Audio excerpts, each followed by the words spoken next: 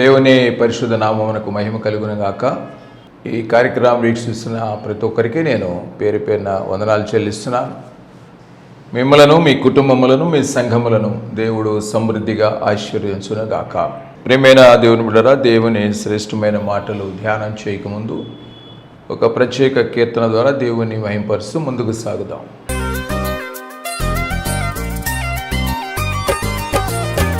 ఎరుగని రీతిగా నన్ను దర్శించే నీ కృప,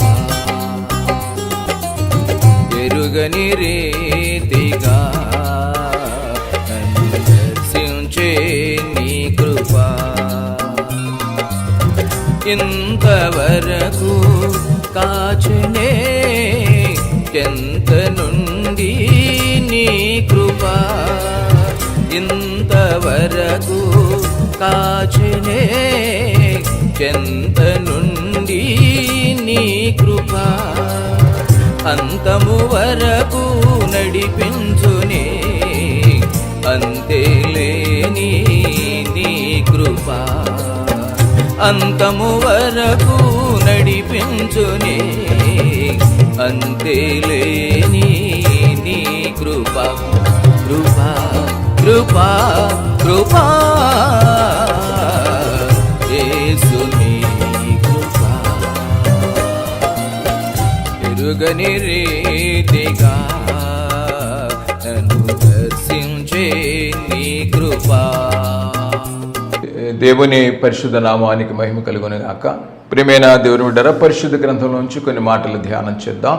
136వ కీర్తన 23వ వచనాన్ని చదువుకుందాం.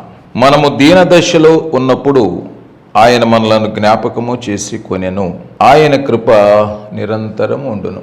చిన్న మాట ప్రార్థన చేసుకుందాం. పరిశుద్ధుడా, ప్రేమమడి మీకు వందనాలు, స్తోత్రాలయ్యా. రక్షకుడా స్తోత్రం, జీవాధిపతి మీకే స్తుతులు స్తోత్రాలు చెల్లిస్తున్నాను. చదవబడిన వాక్యాన్ని ప్రభువా మీరే నీరు కట్టి ప్రభువా ధ్యానంలో నడిపించి బిడ్డల హృదయాల్లో నింపి ఫలింపచేయమని ప్రార్థన చేసి చేరి వచ్చిన ప్రతి బిడ్డను ఆశీర్వదించు నాయన. ఎవరైతే అనారోగ్యంగా ఉన్నారో స్వస్థలు దయచేయండి, అప్పుల భారాలు ఉన్నారో విడుదల దయచేయండి, కుటుంబ సమస్యలు ఉన్నారో సమాధానం దయచేయండి ఆయన. దీవించి ఆశీర్వదించండి. మీ శ్రేష్టమైన మాటలు ప్రభువా వినాలని మేము ఆశపడుతుండగా మీ శిలువ నన్ను మరుగుపరచండి, మీ వాక్యాలను స్థిరపరచండి. మీరే మహిమా ఘనత ప్రభావాలు పొందమని నజరేయుడైన యేసు నామములో వేడుకొని ప్రార్థిస్తున్నాము తండ్రి, ఆమేన్. ప్రియమైన దేవుని బిడ్డలారా, దేవుడు తన పరిశుద్ధ గ్రంథంలో 136వ కీర్తన 23వ వచనం అంటాడు, మనము దీన దశలో నున్నప్పుడు ఆయన మనలను జ్ఞాపకము చేసుకొనెను. అంటే అంతకుముందు ఇశ్రాయేలీలు ఐగుప్తు బానిసత్వంలో ఎన్నో శ్రమలు అనుభవించి దేవుని మొర్రపెట్టినప్పుడు దేవుడు జ్ఞాపకం చేసుకుని మోషేని నాయకుడిగా నియమించి వారందరినీ వెలుపలికి రప్పించి ఆయన ఎర్ర సముద్రాన్ని కూడా పాయలుగా చేసి అది దాటిపోనట్లుగా అరణ్యంలో ఆయన పోషించి నడిపిస్తూ ఆయన అన్ని విషయాలు ఆయన కాపుదలుగా ఉన్నారు. అందుకని వారు ఏది అవసరమై ఏర్పడ్డా ప్రభువుని అడిగి పొందుకున్నారు. అందుకని వారు మాట్లాడుతూ మనము దీన దశలో ఉన్నప్పుడు మనలను దేవుడు జ్ఞాపకం చేసుకునేను. అయితే ప్రియమైన దేవుని బిడ్డలారా, ఆయన వైపు ఎవరైతే చూడగలుగుతారో, ఆయనకి ఎవరైతే మొర్ర పెట్టగలుగుతారో, ఇశ్రాయేలు మొర్ర నేను వింటిని అన్నాడు మోషేతో. వాళ్ళు దీన దశలో ఉండి మొర్ర పెట్టినప్పుడు విన్నాడు. వారిని శత్రువులు పెట్టే కష్టాన్ని నేను చూశాను అంటాడు. వాళ్ళ బాధలు చూశాడు, వాళ్ళ యొక్క మొర విన్నాడు. విడుదల కొరకు వచ్చి ఒక నాయకుడిని ఏర్పరిచాడు. కనుక దీనదశలో ఉన్నప్పుడు ఆయన ఖచ్చితంగా జ్ఞాపకం చేసుకునే దేవుడు. మనం దీనదశలో ఉన్నప్పుడు రక్త సంబంధికులు కానీ, బంధువులు కానీ, స్నేహితులు కానీ, శ్రేయోభిలాషులు కానీ మనల్ని జ్ఞాపకం చేసుకోకపోవచ్చు. ఒకవేళ మనకి ముఖం చాటు చేయవచ్చు. కానీ మనం ఆశ్రయించిన యేసు మంచి దేవుడు. ఆయన మన దేవుడు మంచి దేవుడు. ఆయనకు నిజముగా మొర్రపెట్టిన ఎడల, పరిశుద్ధులు రాసి ఉంది, నిజముగా మొర్రపెట్టిన ఎడల అన్నది. అంటే హృదయపూర్వకంగా ఎవరైతే మొరపెడతారో, హృదయపూర్వకం మొరపెట్టడం అంటే దేవా నీవు సహాయం చేసే దేవుడు అని నేను నమ్ముచున్నాను, ఇది హృదయపూర్వకంగా మొరపెట్టడం. ఏదో ఇస్తాడో ఇవ్వడులే, ఇవ్వచ్చు ఇవ్వకపోవచ్చు, దొరకవచ్చు దొరకపోవచ్చు అని అనుమానంతో కాదు, మనము ఆశ్రయించి యేసు మనకు ఖచ్చితంగా ఇవ్వగలిగిన దేవుడు అని మొరపెట్టినట్టయితే నీ దీన దశలో ఆయన నిన్ను జ్ఞాపకం చేసుకుంటాడు. ప్రియమైన ఆయన చాలా మంచి దేవుడు, గొప్ప దేవుడు. అందుకనే యెషయా గ్రంథము 49వ అధ్యాయము 1వ వచనంలో, దీపములారా నా మాట వినుడి, దూరమునున్న జనములారా ఆలకించుడి.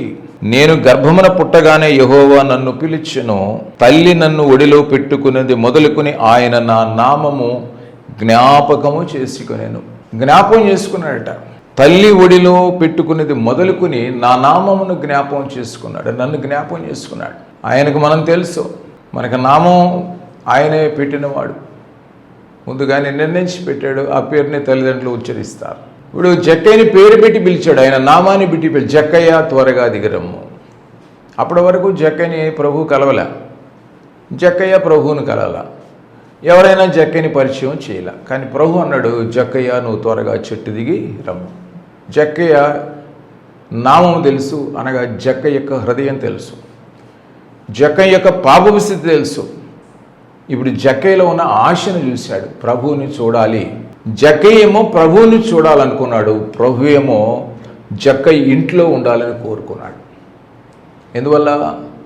అతను పాపపు దీనస్థితిని యేసు గ్రహించి పాపపు దీనస్థితిని తీసివేయాలని, నేను నీ ఇంట్లోకి రావాలి, నువ్వు నన్ను చూడాలి అనుకున్నావు, కానీ నేను నీ ఇంట్లోకి రావాలనుకుంటున్నాను. ఎందుకంటే నీ పాపపు దీనస్థితిలో నుండి నువ్వు ఏం చేసావంటే నన్ను చూడాలని ఆశపడ్డావు. అంటే నా గురించి తెలుసుకున్నావు, నా శక్తిని తెలుసుకున్నావు, నన్ను చూడాలని ఆశపడ్డావు కనుక అనేక గొప్ప కార్యాలు నా ద్వారా చేయబడ్డాయని విన్నావు కనుక నేను చూడాలనుకున్నావు. ఈ ఆశ నన్ను నీ ఇంట్లోకి రప్పిస్తుంది. యేసు జక్కయ్య నామాన్ని ఎరిగి జక్కయ్యని పిలిచి ఆ ఇంటిలోకి వెళ్ళగా ఆ ఇంట్లో ఏమైందంటే రక్షణ వచ్చింది. పాపపు దీనస్థితిలో నుంచి జక్కయ్య కుటుంబం పవిత్రమైనటువంటి ఉన్నత స్థితికి తీసుకెళ్ళబడింది. భూలోక సంబంధంగా ఏదైతే పాపపు స్థితితో అన్ని గ్యాదర్ చేసాడో అవన్నీ ఇచ్చేసాడు, సగం ఇచ్చేసాడు. ఆస్తులు పేదలు తీసుకుని అన్యాయం తీసుకున్న దానికి 4 రెట్లు ఇచ్చేసాడు. ఈ పాపపు స్థితి తీసివేయబడింది. రక్షణ అనేటటువంటి సమృద్ధి, సమాధానం, సంతోషం అవన్నీ కూడా ఆ ఇంట్లో నింపబడి ఎందుకు ప్రభు వచ్చాడు. దీనస్థితిలో జక్కయ్యని జ్ఞాపకం చేసుకున్నాడు, పాపపు దీనస్థితిలోని జక్కయ్యని జ్ఞాపకం చేసుకున్నాడు. ప్రియమైన నువ్వు ఏ పాపపు స్థితిలో ఉన్నావు, ఏ త్రాగుల్లో ఉన్నావో, మోసంలో ఉన్నావో, దొంగతనంలో ఉన్నావో, అబద్ధంలో ఉన్నావో, ఏ పాపపు స్థితిలో నువ్వు ఉన్నా నీ పాపపు దీనస్థితిలో యేసు వైపు నువ్వు చూడగలిగితే ఖచ్చితంగా నిన్ను ప్రభు జ్ఞాపకం చేసుకుంటాడు. నీకు పవిత్రమైన ఉన్నత స్థితిని ప్రభు ఇస్తాడు. నా నామము జ్ఞాపకం చేసుకుని నేను యెషయా ప్రవక్త ప్రవచిస్తున్నాడండి. ఆయన పేరు పెట్టి పిలిచే దేవుడు. అలాగే ఆయన నిన్ను జ్ఞాపకం చేసుకుంటున్నాడు. మర్చిపోవద్దు. ఈ లోకం నువ్వు వస్తే ఏం తేలా, వెళ్ళేటప్పుడు కూడా ఏం పట్టుకుపోలేవు. ఇది సత్యం. ఏమన్నాడు? దిగంబరిగా వచ్చిందని దిగంబరని వెళ్ళిపోవాలి. ఇది సత్యం, ఇది జ్ఞానం. ఇది గుర్తుపెట్టుకున్న వాళ్ళు జ్ఞానవంతులు. నువ్వు ఎంత పోగేసిన ఏం పట్టుకుపోలేవు. ఇది గుర్తుపెట్టుకోవటం జ్ఞానం, ఇది జ్ఞాపకం చేసుకోవటం జ్ఞానం. ఏం పట్టుకుపోలేవు. మన క్రియలు మాత్రమే మనం వెంట వస్తాయి. ఇది గుర్తుపెట్టుకున్న, ఇది జ్ఞాపకం చేసుకున్న వాళ్ళకి అది జ్ఞానం. అయ్యా ఆయన మనల్ని జ్ఞాపకం చేసుకునే దేవుడు. ఇది మర్చిపోవద్దు. ఎవరు మనల్ని నేను జ్ఞాపకం చేసుకోకపోయినా, లెక్కించకపోయినా యేసుక్రీస్తు ప్రభువు నిన్ను జ్ఞాపకం చేసుకుంటాడు. ఆయన 111వ కీర్తన 5వ వచనం అంటాడు, తన యందు భయభక్తులు గల వారికి ఆయన ఆహారమిచ్చి ఉన్నాడు, ఆయన నిత్యము తన నిబంధన జ్ఞాపకము చేసుకొనును. ఏమండి, నీకు ఆహారం ఇవ్వాలి అని జ్ఞాపకం చేసుకుంటాడు. నీకు ఆహారం ఇచ్చుతున్నాడు, ఎందుకంటే నేను జ్ఞాపకం చేస్తున్నాను కనుక. నువ్వు భయభక్తులు కలిగి ఉంటే నీకు ఆహారాన్ని ఆయన ఇస్తాడు, నిన్ను జ్ఞాపకం చేసుకుని ఇస్తాడు. తన నిబంధన జ్ఞాపకం చేసుకుంటా. నేను నా ప్రజలకు నేను దేవుణ్ణి అయ్యుండును, వారు నా ప్రజలు అయ్యుందురు. నా ప్రజలు కనుక నేను వాళ్ళని పోషించాలి. అందుకని అంటాడు 100వ కీర్తనలో కూడా ప్రభు మాట్లాడుతూ 100వ కీర్తనలో కూడా అంటాడు ఆయన 100వ కీర్తన 3వ వచనంలో, యెహోవాయే దేవుడని తెలుసుకొనుడి, ఆయనే మనల్ని పుట్టించును, మనం ఆయన వారము, ఆయన ప్రజలము, ఆయన మేపు గొర్రెలం. ఆయన మేపుతున్నాడు మనల్ని. ఇది జ్ఞాపకం చేసుకోవాలి నువ్వు. ఆహారం ఇచ్చేది ఆయనే, నువ్వు జ్ఞాపం చేసుకోవాలి. ఎందుకు? నిన్ను జ్ఞాపం చేసుకుని ఆహారం ఇస్తున్నాడు. ఆయన మేపు గొర్రెలము మనం, పోషకుడు ఆయన. ఎందుకని? నిన్ను జ్ఞాపకం చేసుకుని నిన్ను పోషిస్తున్నాడు. వస్త్రాల్లో కానీ, ఆహారంలో కానీ, సౌకర్యాల్లో కానీ, గృహాల్లో కానీ, ఆరోగ్యంలో కానీ, ఐశ్వర్యంలో కానీ, సమాధానంలో కానీ, సంతోషంలో కానీ, దేనిలోని నేను జ్ఞాపకం చేసుకుని ఆయన అన్ని విషయాల్లో నీకు సమృద్ధి దయచేస్తున్నాడు. అలాంటి దేవుణ్ణి నువ్వు స్తుతించాలి కదా. అందుకని ఆయన ప్రజలము మనం, ఆయన మేపు గొర్రెలం. 100వ కీర్తనలో 3వ వచనంలో ఆయన మేపు గొర్రెలం. ఎందుకని? ఆయన జ్ఞాపకం చేసుకున్నాడు కనుక నిన్ను పోషిస్తున్నాడు. అందుకని నువ్వేం చేయాలి? 4వ వచనంలో కృతజ్ఞత అర్పణలు చెల్లించుచు ఆయన గుమ్మంలో ప్రవేశించాడు. నిన్ను పోషిస్తున్నాడు జ్ఞాపకం చేసుకుని. నువ్వు ఆయన జ్ఞాపకం చేసుకోవా? ఈరోజు చాలామంది సమృద్ధి పొందుకుంటున్నారు కానీ ప్రభువుని జ్ఞాపకం చేసుకోవట్లే. ఓ పూట ఏదో ప్రార్థన పెట్టడం, పలహారం పంచడం, తెల్లారి నుంచి జ్ఞాపకం పెట్టుకోకపోవటం. నిన్ను జ్ఞాపకం చేసుకుని నీ జీవితంలో ఎన్నో కార్యాలు చేస్తున్నాడే. నువ్వు జ్ఞాపకం పెట్టుకోవాలి కదా. కృతజ్ఞత స్తుతులు చెల్లించాలి కదా. కీర్తనలు పాడుచు ఆయన ఆవరణలో ప్రవేశించుడి, ఆయనను స్తుతించుడి, ఆయన నామమును ఘనపరచుడి. నిన్ను జ్ఞాపకం చేసుకుని దేవుణ్ణి నువ్వు జ్ఞాపకం చేసుకోవద్దా? నిన్ను పోషించే దేవుణ్ణి నువ్వు జ్ఞాపకం చేసుకోవద్దా? నిన్ను జ్ఞాపకం చేసుకున్నాడుగా, నిన్ను పోషిస్తున్నాడుగా, ఆరోగ్యం ఇస్తున్నాడుగా, ఐశ్వర్యం ఇస్తున్నాడుగా, సమాధానం ఇస్తున్నాడుగా, సౌకర్యాలు ఇస్తున్నాడుగా. నిన్ను జ్ఞాపకం చేసుకునే కదా నువ్వు ఆయన జ్ఞాపకం చేసుకోవాలి. అదే కృతజ్ఞత అర్పణ. నీ హృదయాన్ని అర్పించు. అందుకే విరిగి నలిగిన మనసే దేవునికి ఇష్టమైన బలి. అంటే హృదయార్పణ. కనుక ఇది చాలా ఇంపార్టెంట్.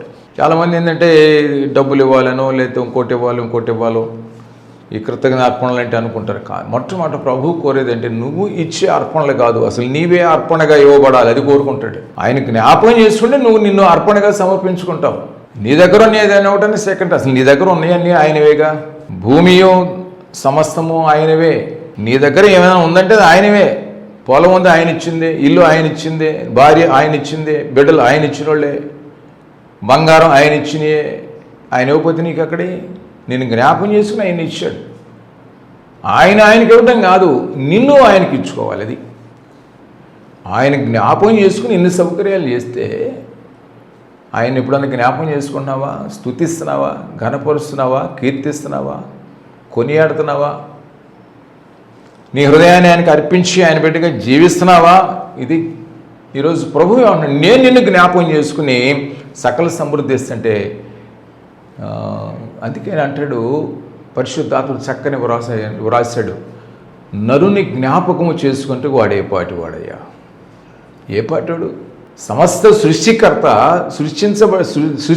చేత సృష్టించబడి మట్టి చేత తీసుకుని సృష్టించబడి మానవుడు ఏ పాటివాడండి?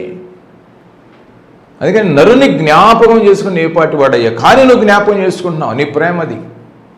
ఇప్పుడు ఆయన్ని మనం జ్ఞాపకం చేసుకునే ఆరాధన కనుక ఆయన మనకు ఆహారాన్ని ఇస్తున్నాడండి.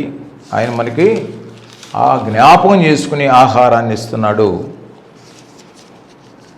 98వ కీర్తన 3వ వచనంలో అంటాడు, ఇజ్రాయేలు సంతతికి తాను చూపిన కృపా విశ్వాస్యతలను ఆయన జ్ఞాపకము చేసుకుని ఉన్నాడు. ఇశ్రాయేలు సంతతికి తాను చూపిన కృప విశ్వాస్యతలను ఆయన ఇజ్రాయేల్ని జ్ఞాపకం చేసుకుని దీవిస్తున్నటువంటి దేవుడు. 105వ కీర్తన 8-9 వచనాలు అంటాడు, తాను సెలవిచ్చిన మాటను 1000 తరముల వరకు, అబ్రహాముతో తాను చేసిన నిబంధనను, ఇస్సాకుతో తాను చేసిన ప్రమాణమును నిత్యము ఆయన జ్ఞాపకము చేసుకుని. వాళ్ళకి ప్రమాణం చేశాడు అబ్రహాం, ఇస్సాకు, యాకోబులకి, నేను మీకు దేవుణ్ణి ఉంటాను, మీరు నాకు ప్రజలై ఉంటారు. ఇదిగో నా నిబంధన అనుసరించి నడవండి. వారితో ఒక మాట మాట్లాడాడు, ఇదిగో మీరు సున్నతి పొందాలి, ఈ నిబంధన మీరు జ్ఞాపకం చేసుకొని చేయండి, నేను మిమ్మల్ని జ్ఞాపకం చేసుకొని పోషిస్తాను, మీరు నాకు ప్రజలే ఉంటారు. ప్రజలంటే ఆయన పోషించేటువంటి వారు కనుక ఆయన ఇశ్రాయేలుని జ్ఞాపకం చేసుకుంటున్నటువంటి దేవుడు. అంత మాత్రమే కాదండి, ప్రజల్నే కాదు వాళ్ళ దేశాన్ని కూడా. లేవికాండము 26వ అధ్యాయము 42 వచ్చినట్టు, నేను యాకోబుతో చేసిన నా నిబంధన జ్ఞాపకం చేసుకుందును, నేను ఇస్సాకుతో చేసిన నా నిబంధనను జ్ఞాపకం చేసుకుందును, అబ్రహాముతో నేను చేసిన నా నిబంధనని జ్ఞాపకం చేసుకుందును, ఆ దేశమును కూడా జ్ఞాపకం చేసుకున్నది. ప్రజలనే కాదండి, దేవుడు దేశాన్ని కూడా జ్ఞాపకం చేసుకుంటాడట. ఎందుకంటే దేశంలో పాడి పంట సమృద్ధిగా పొందినట్లుగా దేశాన్ని, ఏ ఉపద్రవాలు రాకుండా దేశాన్ని నేను జ్ఞాపం చేసుకుంటాను. ఆ దేశంలో ఉన్న ప్రజలందరినీ నేను జ్ఞాపం చేసుకుంటాను. ఆ దేశంలో సమృద్ధి కలుగునట్లుగా ఆహార విషయంలో, నీటి విషయంలో, వాయు విషయంలో, వెలుతురు విషయంలో, అలాగే సమాధాన విషయంలో, సమృద్ధి విషయంలో, పాడి పంటల విషయం అన్నింటిలో దేశాన్ని నేను జ్ఞాపం చేసుకుంటాను. ఆయన జ్ఞాపం చేసుకుంటా ఆ దేశం ఎప్పుడూ సుభిక్షంగా ఉంటుంది. కనుక ఏమంటే దేశాన్ని జ్ఞాపం చేసుకుంటాను. ఇంకో విశేషం ఏంటంటే, ఏ దేశంలో అయితే ప్రార్థనలు నిత్యము బలిపీఠం మీద అగ్ని ఆకాశములకు ఎట్లయితే రగులుతూ ఉంటుందో ధూమం వలె, అలాగే ఎక్కడైతే ప్రార్థనా ధూపాలు నిత్యం మండుతూ ఉంటాయో ఆ దేశం ఎప్పుడు కూడా క్షేమంగా ఉంటుంది. ఎందుకంటే ఆ దేవుడు జ్ఞాపం చేసుకుంటాడు.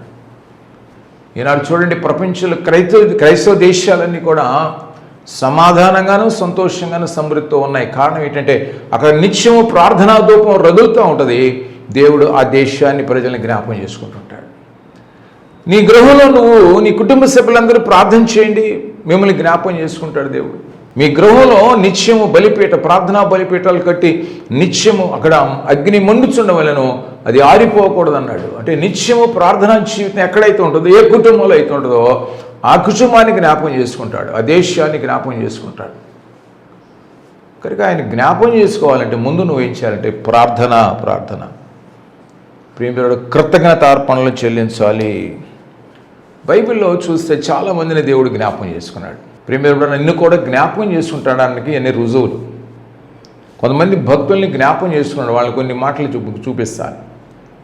వాళ్ళకి జ్ఞాపకం చేసుకున్న దేవుడు నువ్వు కూడా మొరపెడితే నీ దీన దశలో, అసలు ప్రారంభం వచ్చిన ఏంటంటే ఆయన దీన దశలో ఉన్నప్పుడు మనల్ని జ్ఞాపకం చేసుకోలేదు. ఎవరు జ్ఞాపకం చేసుకోరు, కానీ దేవుడు యేసుక్రీస్తు ప్రభువారు దీన దశ. మనం సంపన్నంగా ఉన్నాం అనుకోండి, చుట్టాలు చాలామంది ఉంటారు. పేదవాడిగా ఉంటే ఎవడు కూడా మనకి సొంత రక్త సంబంధులు కూడా బంధువు కాదు అంటారు.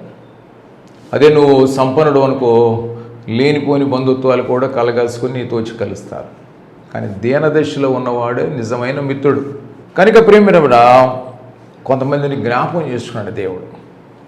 చూద్దాం, ఆదికాండము 8వ అధ్యాయము 1వ వచనంలో చూద్దాం. దేవుడు నోవాహును అతనితో కూడా ఓడలోనున్న సమస్త జంతువులను సమస్త పశువులను జ్ఞాపకము చేసుకొనెను.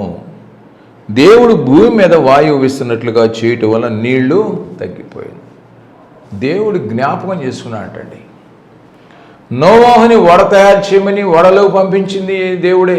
ఆ ఓడ యేసుక్రీస్తు ప్రభువారికి సాదృశ్యం అయితే, ఒక నాశనం జరుగుతున్నప్పుడు దాని నుంచి రక్షించబడటానికి రక్షణ ఓడ యేసు ప్రభువారిలోనికి పంపించాడు.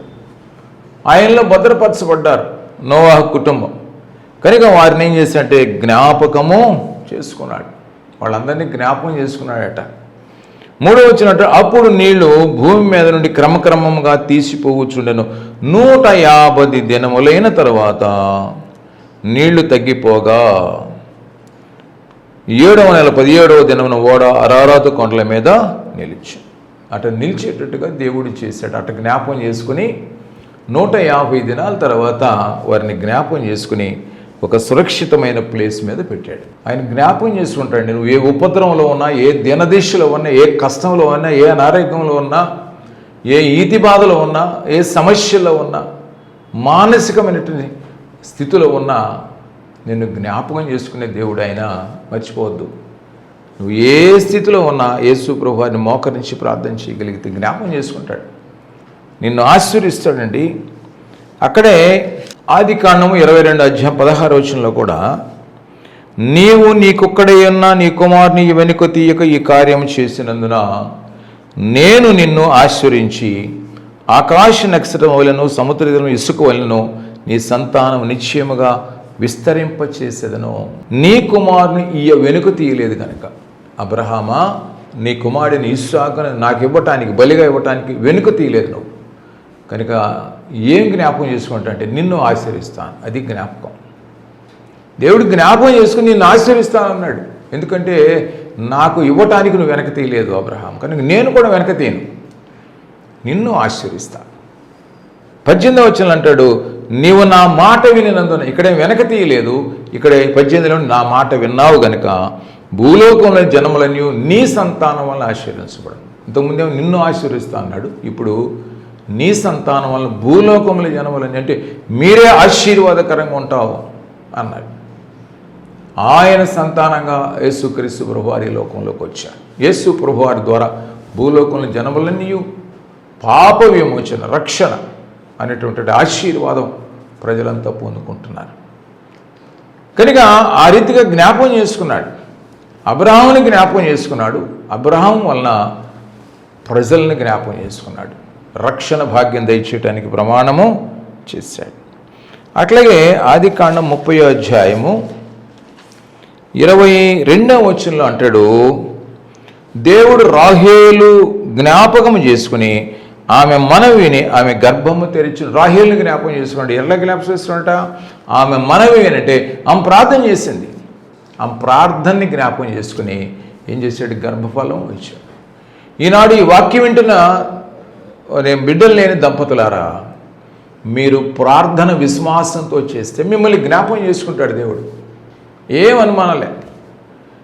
ఈ ప్రార్థన మీరు ఈ ప్రార్థన చేయగలిగే, దేవా మాకు మీరు సంతానాన్ని ఇస్తున్నారు నాయన, విశ్వాసంతో చేయండి. సంతానం ఇవ్వు నాయన కాదు, సంతానం ఇచ్చినావు నాయన, థ్యాంక్స్. ఈ ప్రార్థన విశ్వాసం ప్రార్థన. సౌత్ కొరియాలో ఉన్నటువంటి గొప్ప సేవకుడు పాల్ యాంగ్ షోగర్ ఇదే ప్రార్థన.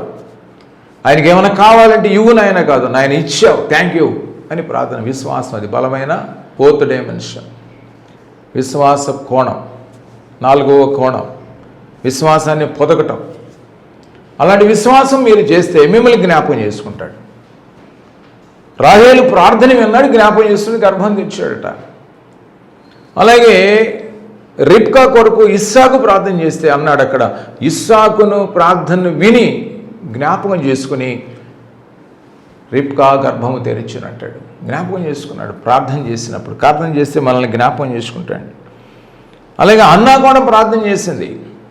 అన్న కూడా దుఃఖాక్రాంతుల ఏడ్చుచు కన్నీరు కాచు దేవాలయంలోకి వెళ్ళి దేవుణ్ణి మొరపెట్టి ప్రార్థన చేసింది విశ్వాసంతో. ఆమెను జ్ఞాపకం చేసుకుని గర్భం తెచ్చాడు.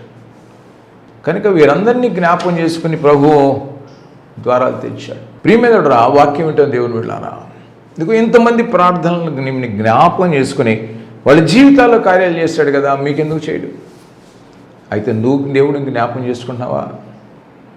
నిన్ను మాత్రం దేవుడు జ్ఞాపకం చేసుకోవాలి, కానీ నువ్వు జ్ఞాపకం చేసుకోవు. జ్ఞాపకం చేసుకుని దేవుడిని ఇస్తే కృతజ్ఞతలు చెప్పవు, పుచ్చుకోవటమే. ప్రార్థన ఇవ్వాలి దేవుడికి, ఇచ్చుట. పుచ్చుకున్నట్టు కంటే ఇచ్చుట. ప్రార్థన నువ్వు ఇవ్వాలి, నీ హృదయం ఇవ్వాలి, అప్పుడు జ్ఞాపకం చేసుకుంటాడు. ఆయన జ్ఞాపకం చేసుకోవాలి అని ప్రేమినుడు. కానీ నువ్వు ఏ దీన స్థితిలో ఉన్నా జ్ఞాపకం చేసి మర్చిపోవద్దు. మన యేసయ్య మంచి దేవుడు, కనికరంగల దేవుడు, కృప కలిగిన దేవుడు, సమృద్ధికి ఇచ్చే దేవుడు అండి. నిర్గమాకాండ 2:24 వచనంలో కూడా అంటాడు, దేవుడంట ఇశ్రాయేలును వాడి బాధలో జ్ఞాపకం చేసుకున్నాడు అన్నాడు. వాడి బాధల్లో జ్ఞాపకం చేసుకున్నాడు. అపోస్తల కార్యం 10వ అధ్యాయం 4-5 వచనంలో అంటాడు, కొర్నేలి ప్రార్థనను అతని ధర్మకార్యములను దేవుడు జ్ఞాపకం చేసుకున్నాడంట. ఎందుకంటే ఆయన సన్నిధికి వచ్చినట్టు అవి. కొర్నేలి అన్యుడు ప్రార్థన చేస్తే, అన్యుడు ధర్మకార్యాలు చేస్తే దేవుడి దగ్గరికి వెళ్ళియండి. ప్రియమైన నువ్వు ఎప్పుడైనా ఇతరుల జాలిపడి ధర్మకార్యాలు చేసావా? విశ్వాసంతో ప్రార్థన ఎప్పుడైనా చేసావా? నిన్ను జ్ఞాపకం చేసుకోవాలంటే చేయాలి కదా నువ్వు. ఇవి చేయటం మొదలెట్టండి, అద్భుతంగా మిమ్మల్ని జ్ఞాపకము చేసుకుంటాడు. లోతుని రక్షించమని అబ్రహాము ప్రార్థన చేశాడు. దేవుడికి మొరపెట్టాడు, అయ్యా నీతిమంతులయ్యా 50 మంది ఉంటే రక్షించవా, నీతిమంతులు 45 ఉంటే రక్షించవా, 40 మంది ఉంటాయ్యా, 30 మంది ఉంటే 20 మంది 10 మంది ఉంటే రక్షించవయ్యా అంటే 10 మంది మంతులు ఉన్నా సొదొమ పట్టణాలని గొమొర్రా పట్టణాలను నేను రక్షిస్తానన్నాడు దేవుడు. కానీ ప్రియమేదుడురా, అక్కడ నీతిమంతులు లేరు, 10 మంది కూడా లేరు. కానీ లోతు ఒకడే నీతిమంతుడు. లోతును తన కుటుంబాన్ని నాశనం నుంచి దేవదూతలు బయటికి తెచ్చారు. కారణం ఏంటంటే ఈ అబ్రహాము లోతు కొరకు చేసిన మనవిని జ్ఞాపకం చేసుకొని రాసింది ఆ మాట. ప్రియమైన ఆదికాండం 19వ అధ్యాయం 29వ వచనంలో అబ్రహాము చేసిన మనవిని జ్ఞాపకము చేసుకుని లోతును తన కుటుంబాన్ని రక్షించాడట. జ్ఞాపకం చేసుకున్నాడు. అలాగే మనం కూడా మన రక్త సంబంధికుల కొరకు, బంధువుల కొరకు, స్నేహితుల కొరకు, శ్రేయభిలాషుల కొరకు, సంఘంలోని విశ్వాసుల కొరకు, మన చుట్టుపక్కల ఉన్న ఆదల బిడ్డల కొరకు, వృద్ధుల కొరకు, విధవరాండ్రుల కొరకు ఎప్పుడైనా మనం చేస్తే నీ ప్రార్థన బట్టి ఆయన జ్ఞాపకం చేసుకుని వాళ్ళని దీవిస్తాడు, వాళ్ళని సంరక్షిస్తాడు. అబ్రహాము చేసినటువంటి మనవిని జ్ఞాపకం చేసుకుని లోతుని కుటుంబాన్ని రక్షించాడండి. జ్ఞాపకం చేసుకున్నాడు. ఎవరు? అబ్రహాం ప్రార్థన జ్ఞాపకం చేసుకుని లోతుని రక్షించాడు. కనుక మనం కూడా అనేకుల కొరకు ప్రార్థన చేసినప్పుడు మన ప్రార్థన జ్ఞాపకం చేసుకుని అనేకులను దేవుడు ఆశీర్వదిస్తాడు. అప్పుడు మనం ఆశీర్వించబడతాం. కనుక ప్రేమేందుట మరి యేసు పాదాలని ఒక స్త్రీ మరి అత్తరుతో మరి వచ్చి కడిగింది, తల వెంట్రుకలతో తుడిచిన ఆమెను జ్ఞాపకం చేసుకున్నాడు ప్రభు. ప్రియమైనడు కనుక ఆయన బిడ్డల్ని అపవాది నుంచి కాపాడటానికి లోకాసువార్త 1వ అధ్యాయం 54 వచ్చిన 55 వచ్చిన 68 వచ్చిన 75 వచ్చిన అంటాడు, అపవాది నుంచి రక్షించడానికి ఆయన బిడ్డల్ని ఆయన ఎప్పుడు జ్ఞాపకము చేసుకుంటూ ఉన్నాడు. ఈరోజు నిన్ను జ్ఞాపకం చేసుకుంటాడు. ప్రార్థన చేయి, మొరపెట్టు, నీ హృదయాన్ని అర్పించు. ఖచ్చితంగా నేను జ్ఞాపకం చేసుకుని నిన్ను, నీ కుటుంబాన్ని ఆశీర్వదిస్తాడు. చిన్నమాట ప్రార్థన. పరిశుద్ధుడ, ప్రేమబడి మీకు వందనాలు, స్తోత్రాలయ్యా. రక్షకుడ, జీవాధిపతి, మీకే స్తుతులు స్తోత్రాలు చెల్లిస్తున్నాను. వాక్యాన్ని వింటున్న బిడ్డలను దీవించిన ఆయన, వారి మొర్ర ఆలకించి, వారి మనవ ఆలకించి, వారి ప్రార్థన ఆలకించి, వారిని జ్ఞాపకం చేసుకుని ఆయన వారి జీవితాలు ఏ కార్యాలు కావాలో అవి సమకూర్చమని ప్రార్థన చేస్తున్నాను. బిడ్డలందరూ దీవించి ఆశీర్వించమని యేసునామమున ప్రార్థిస్తున్నాను తండ్రి. ఆమేన్. అందరికీ వందనాలండి.